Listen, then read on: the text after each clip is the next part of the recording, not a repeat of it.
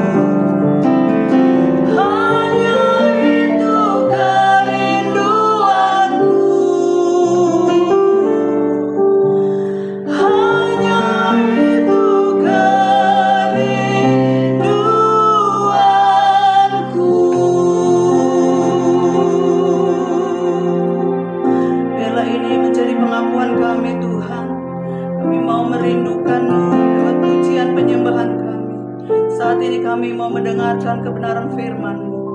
Berbicaralah Engkau ya Tuhan. Hanya di dalam nama Tuhan Yesus Kristus kami mengucap syukur. Haleluya. Amin. Shalom Bapak Ibu Saudara sekalian. Kita berjumpa kembali hari ini, hari Senin, tanggal 4 November 2024 di dalam Renungan Harian. Judul renungan kita hari ini adalah pentingnya pementoran. Kita ambil dari 2 Timotius pasal 1 ayat 1 sampai 5. Nanti saya harap Bapak Ibu setelah ini bisa baca satu perikop atau satu pasal. Jika ada waktu bacalah satu pasal. Saya akan baca dari ayat 1 sampai 5. Dari Paulus, Rasul Kristus Yesus, oleh kehendak Allah untuk memberitakan janji tentang hidup dalam Kristus Yesus kepada Timotius, anakku yang kekasih. Kasih karunia, rahmat dan damai sejahtera dari Allah Bapa dan Kristus Yesus, Tuhan kita, menyertai engkau. Aku mengucap syukur kepada Allah yang kulayani dengan hati nurani yang murni, seperti yang dilakukan nenek moyangku. Dan selalu aku mengingat engkau dalam permohonanku, baik siang maupun malam. Dan apabila aku terkenang akan air matamu yang kau curahkan, aku ingin melihat engkau kembali, supaya penuhlah kesukaanku. Sebab aku teringat akan imanmu yang tulus ikhlas, yaitu iman yang pertama-tama hidup dalam nenekmu Lois, dan di dalam ibumu Eunike, dan yang aku yakin hidup juga di dalam dirimu. Bapak Ibu Saudara, mentor adalah pembimbing atau pengasuh.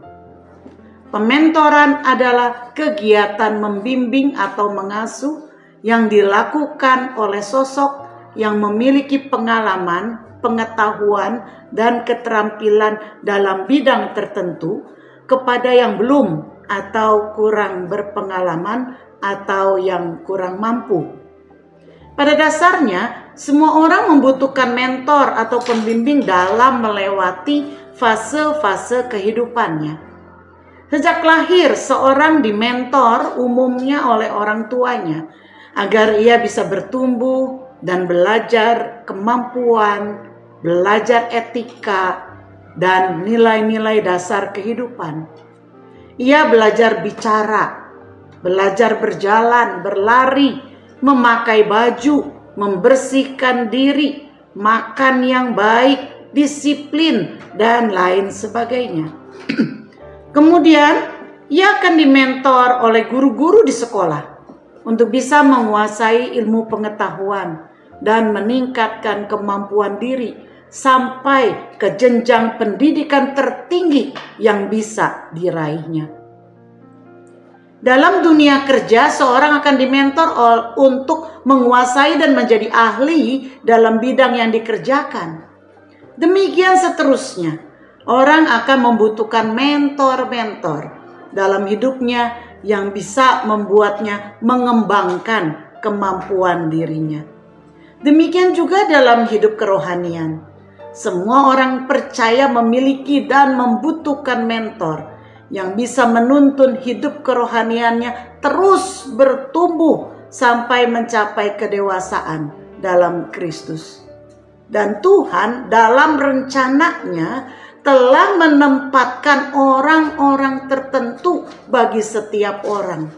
Mulai dari pertama kali ia mengenal Kristus, bertobat, lalu bertumbuh dalam iman, sampai ia akhirnya menjadi mentor bagi yang lainnya. Setiap orang percaya harus mengalami siklus ini, yaitu dimentor untuk kemudian mementor. Menjadi anak untuk kemudian bisa membapai. Timotius waktu itu adalah seorang muda dari kota Listra dalam Kisah 16 ayat yang ke-1. Yang mengenal dan beriman kepada Kristus melalui nenek dan ibunya sebagai mentor pertamanya yang memimpin imannya kepada Kristus. Kemudian setelah ia berjumpa dengan Paulus, ia kemudian dimentor oleh Paulus.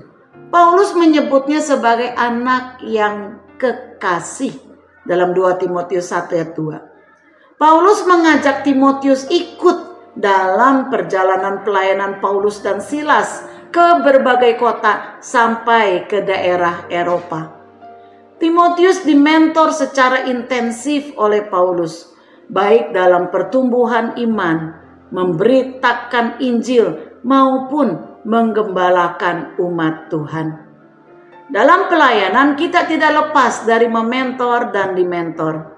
Nah, sebagai mentor yang baik, kita bisa belajar dari Paulus, yakni yang pertama, memiliki hubungan yang dekat dengan mereka yang kita mentor atau kita sebut selanjutnya dengan menti. Paulus sudah menganggap Timotius sebagai anak yang kekasih. Panggilan sebagai anak yang kekasih bisa timbul karena hubungan yang akrab. Yang kedua, mendoakan menti kita di ayat yang ketiga. Seorang mentor yang baik akan selalu mengingat mentinya dalam setiap doa-doanya. Doa orang benar bila dengan yakin didoakan, sangat besar kuasanya. Yakobus 5 ayat 16b. Yang ketiga, saudara, melatih dan mendidik dengan melibatkan menti dalam pelayanan. Kisah 16 ayat yang ketiga. Menti akan melihat apa yang mentor lakukan. Menti dan mentor akan melakukan bersama-sama. Roma 16 ayat 21. Dan selanjutnya, menti akan melakukan dan mentor akan melihat. 1 Korintus 4 ayat 17. Namun sebagai seorang menti yang baik, kita juga bisa belajar dari Timotius.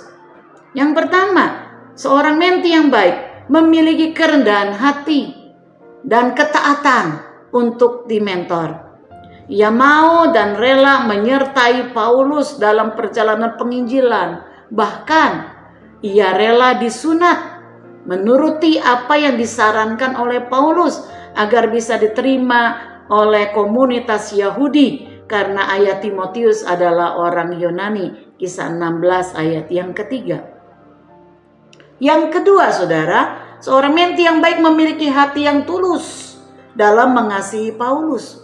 Mentornya Timotius.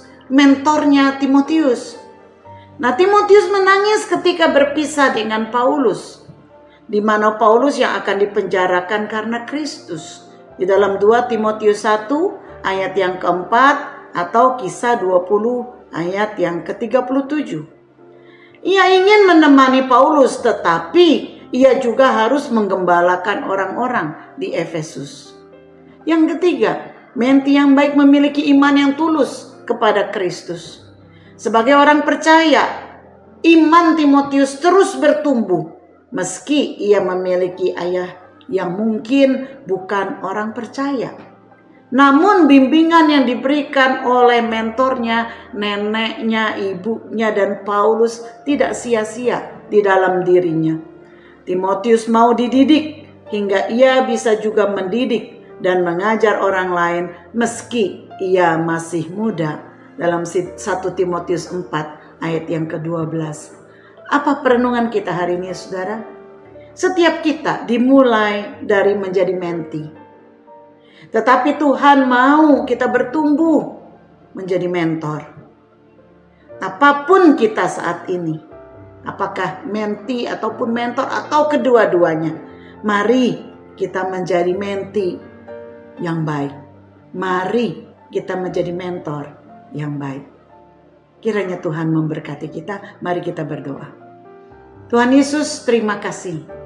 Hari ini kami boleh belajar bahwa betapa penting suatu pementoran agar setiap orang mendapatkan bimbingan, karena Tuhan juga memuridkan 12 murid Tuhan.